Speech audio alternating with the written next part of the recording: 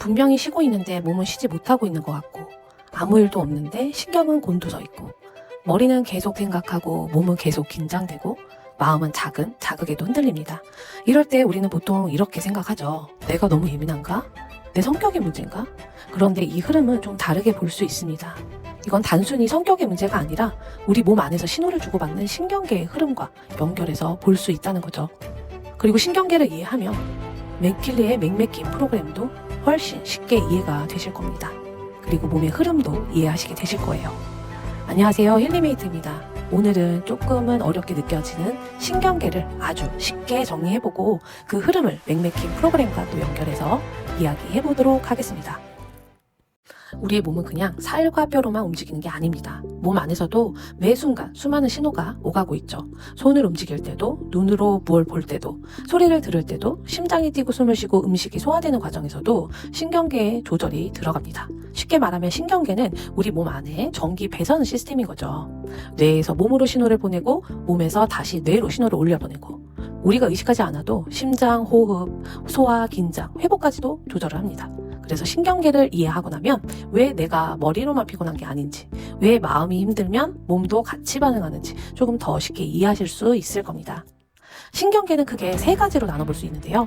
첫 번째 중추신경계, 두 번째 말초신경계, 세 번째 자율신경계. 이 세 가지를 쉽게 비유하면 이렇습니다. 중추신경계는 명령의 본부고요. 말초신경계는 전선과 통신망, 자율신경계는 자동 조절 시스템. 이 세 가지만 기억하셔도 오늘 내용은 거의 이해하신 거라고 보시면 돼요. 먼저 중추신경계부터 볼게요. 중추신경계는 뇌와 척수를 말합니다. 뇌는 우리가 생각하고 기억하고 판단하고 감정을 느끼고 몸에 명령을 내리는 중심이고요. 척수는 뇌와 몸을 연결하는 큰 통로입니다. 뇌에서 내려오는 신호가 척수를 통해 몸으로 전달이 되고, 몸에서 올라오는 감각도 척수를 통해 뇌로 올라가게 되죠. 그래서 중추신경계는 우리 몸의 컨트롤 타워라고 볼 수 있어요. 예를 들어볼게요. 머릿속에 생각이 너무 많아서 쉬어도 쉰 것 같지 않은 분들이 있어요. 잠깐 앉아있어도 다음 일, 사람 관계, 내가 또 해야 할 일, 걱정거리가 계속 떠오릅니다. 또 어떤 분들은 집중을 잘 못하시고, 눈은 책을 보고 있는데 머리는 다른 데가 있고, 말은 듣고 있는데 자꾸 다른 소리가 들어오고, 작은 자극에도 머리가 금방 복잡해지죠. 이런 흐름은 중추신경계, 특히 뇌의 에너지 사용량이 많은 흐름으로 볼 수 있습니다. 이 중추신경계와 연결해서 보기 좋은 맥맥긴 프로그램은 바로 두뇌의 조화, 그리고 시상의 조화, 그리고 정서입니다. 먼저 두뇌의 조화인데요. 이름만 들어도 가장 직관적이죠. 두뇌의 조화는 뇌의 전체적인 에너지 흐름과 연결하기 좋은 프로그램이에요. 우리가 하루 종일 몸만 쓰는 것 같지만 사실 현대인들은 뇌를 정말 많이 씁니다. 계속 선택해야 하고, 계속 판단해야 되고, 계속 정보를 받아들여야 하고, 계속 사람의 말과 분위기를 읽어야 하죠. 몸은 소파에 앉아 있어도 머리는 하루 종일 뛰고 있는 경우가 있습니다. 두뇌의 조화는 머리 쪽 에너지가 과하게 바쁘거나 생각이 많거나 집중이 흐트러지는 흐름을 볼 때 참고하기 좋은 프로그램이에요. 특히 ADHD 성향을 가진 아이들, 예민한 아이들, 늘 머리가 피곤하다고 말하는 어르신들에게도 이 프로그램이 굉장히 좋습니다. 핵심은 이겁니다. 두뇌의 조화는 머리의 전체 흐름, 생각, 집중, 뇌의 에너지 사용을 보는 프로그램입니다. 두 번째는 시상의 조화입니다. 이 프로그램은 조금 낯설 수 있는데요. 그런데 신경계를 설명할 때 정말 중요한 프로그램입니다. 시상은 쉽게 말하면 뇌 안에서 감각 정보를 중계해주는 곳이라고 볼 수 있고요. 눈으로 들어오는 정보, 귀로 들어오는 소리, 피부로 느껴지는 촉감, 몸에서 올라오는 여러 가지 감각들이 뇌에서 처리되기 전에 시상과 연결되는 흐름이 있습니다. 제가 쉽게 설명하는 방법은 시상은 감각 정보의 정류장이라고 말씀을 드려요. 버스가 한꺼번에 너무 많이 들어오면 정류장이 복잡해지듯이 우리 몸도 소리, 빛, 냄새, 사람들의 말소리, 분위기, 촉감 같은 자극이 한꺼번에 너무 많이 들어오면 머리가 복잡해질 수 있습니다. 특히 예민한 분들은 다른 사람에겐 별거 아닌 것 같은 것도 자극이 굉장히 크게 느껴질 수 있죠. 카페에서 옆 테이블 소리가 너무 크게 들리거나 옷의 택이 피부에 거슬리고, 사람 많은 곳에 다녀오면 기운이 쭉 빠지기도 하고요. 아이들 작은 소리에도 산만해지거나 짜증이 올라올 수 있습니다. 이럴 때 시상의 조화는 감각 정보가 너무 많이 들어올 때 그 흐름을 정리할 수 있는 관점으로 필요한 프로그램입니다. 이제 두 번째 큰 흐름인 말초신경계로 가볼게요. 말초신경계는 뇌와 척수에서 나와서 온몸으로 퍼지는 신경입니다. 중추신경계가 본부라면 말초신경계는 본부와 현장을 연결하는 통신막인 거죠. 예를 들어 손끝에 뜨거운 걸 만졌을 때 그 감각이 몸에서 뇌로 올라갑니다. 뇌가 뜨겁다고 판단하고 다시 손을 빼라는 신호를 내려보냅니다. 이런 신호 전달의 길이 말초신경계와 연결이 되는 겁니다. 그래서 말초신경계는 몸의 감각, 움직임, 근육 반응, 말단 신경 흐름과 연결해서 볼 수 있고요. 몸이 늘 긴장되어 있는 분들 있죠? 목과 어깨가 항상 올라가 있고 등이 굳어 있고 손발이 예민하거나 차갑게 느껴지고 조금만 신경 써도 몸 전체가 피곤해지는 분들, 이런 경우에는 단순히 근육만 보는 것이 아니라 뭔가 뇌가 신호를 주고받는 흐름, 즉 말초신경계의 관점에서 참고해 볼 수 있습니다. 여기서 가장 기본적으로 연결하기 좋은 프로그램은 신경의 조화입니다. 신경의 조화는 이름 그대로 굉장히 넓게 볼 수 있는 프로그램인데요. 두뇌의 조화가 머리 쪽 명령 분부에 가까웠다면 신경의 조화는 뇌와 몸이 서로 주고받는 신호의 길을 보는 느낌입니다. 이 프로그램은 특히 몸이 전체가 긴장되어 있는 분들에게 굉장히 좋아요. 신경이 예민하게 곤두서 있거나 목과 어깨 등 허리까지 긴장이 이어지는 느낌을 갖고 있는 분들에게 좋은데요. 이 프로그램은 몸과 마음이 서로 신호를 잘 주고받을 수 있게 도와주는 느낌입니다. 운동을 할 때도, 글씨를 쓸 때도, 피아노를 칠 때도, 감정을 조절할 때도 결국 몸과 뇌의 신호 전달이 중요하잖아요. 이제 세 번째 자율신경계입니다. 자율신경계는 정말 중요한데요. 자율신경계는 내가 의식하지 않아도 자동으로 몸을 조절하는 시스템입니다. 예를 들어 심장이 뛰는 것, 숨을 쉬는 것, 음식이 소화되는 것, 땀이 나는 것, 몸이 긴장하거나 이완되는 것, 방광과 장의 움직임까지도 이 모든 흐름이 자율신경계와 연결되어 있습니다. 자율신경계에는 크게 두 가지가 있는데요. 교감신경과 부교감신경이에요. 교감신경은 긴장, 활동, 집중, 대비하는 모드입니다. 부교감신경은 반대로 휴식, 회복, 소화, 안정 모드이죠. 쉽게 말해서 교감신경은 엑셀이고요. 부교감신경은 브레이크이자 회복 모드입니다.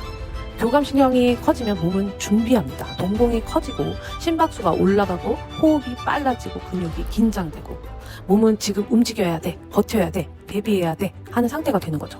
반대로 부교감신경이 잘 작동하면 심장이 안정되고 호흡이 깊어지고 소화가 잘 되고 몸이 회복 모드로 들어가는 거예요.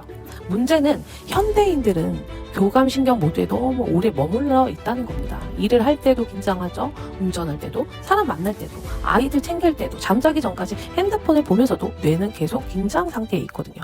그러면 몸은 누워있어도 신경계는 아직 퇴근을 못한 상태가 됩니다. 이럴 때 연결해서 보기 좋은 프로그램은 미주신경의 조화입니다. 그리고 감정 반응이 같이 올라오시는 분들에게는 정서 프로그램도 함께 쓰시면 좋습니다. 미주신경의 조화는 자율신경계를 설명할 때 정말 필수인 프로그램입니다. 미주신경은 부교감신경 흐름과 깊게 연결해서 설명할 수 있는데요. 쉽게 말하자면 몸이 긴장 모드에서 회복 모드로 내려오는 중요한 신경 흐름입니다. 우리가 긴장하면 몸은 바로 반응하죠. 가슴이 답답해지고 호흡이 얕아지고 심장이 빨리 뛰고 위가 불편해지고 목과 어깨에 힘이 들어갑니다. 이건 마음만의 문제가 아닌 거죠. 몸의 자율신경계가 같이 반응하는 겁니다. 특히 이 프로그램이 좋은 분들은요. 쉬어도 쉰 것 같지 않은 분들, 잠자리에 누워도 몸이 좀 긴장되어 있는 분들, 호흡이 얕고 가슴 쪽이 좀 답답하다고 느끼시는 분들, 그리고 소화가 잘 안 되시거나 스트레스와 함께 흔들리시는 분들. 핵심은 미주신경의 조화는 긴장 모드에서 회복 모드로 전환시켜주는 프로그램으로 보시면 됩니다. 마지막으로 정서 프로그램인데요. 정서는 단순히 기분만 보는 건 아닙니다. 감정은 뇌에서 느끼지만 몸에서도 같이 나타나거든요. 화가 나면 얼굴이 빨개지고 불안하면 심장이 뛰고 속상하면 가슴이 답답하고 긴장하면 위가 불편하기도 하고 놀라면 몸이 굳어버리죠. 감정은 마음에서만 끝나지 않고 자율신경계와 몸 반응으로 이어집니다. 그래서 정서 프로그램은 중추신경계와 자율신경계 사이에 걸쳐있는 프로그램으로 이해하시면 좋습니다.